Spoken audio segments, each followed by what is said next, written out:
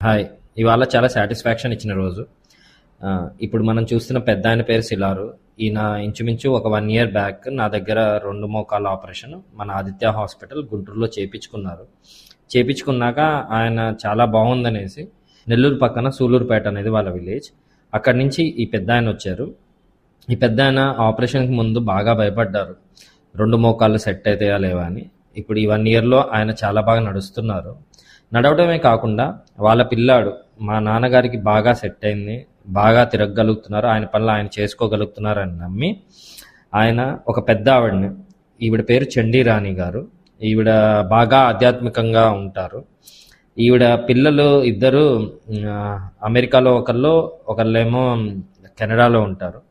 So ఇక్కడ ఆవిడని చూసుకుంటానికి వాళ్ళు వచ్చే వరకు నేను వెయిట్ చేయలేను, వాళ్ళు వచ్చాక నేను వాళ్ళతో ఆడుకోవాలని ఆవిడ పంతం పట్టి ఆవిడ ఆపరేషన్ చేయించుకున్నారు. ఆవిడ ఆపరేషన్ చేయించుకొని ఇవాళకి 20 రోజులు ఇవాళ కుట్లు తీపించుకుంటానికి వచ్చారు.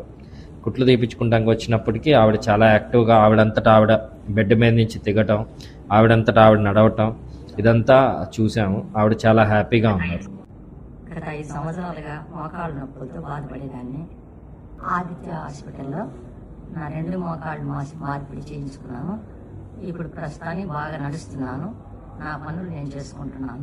మా అమ్మగారు చాలా బాగా రికవర్ అయ్యారు.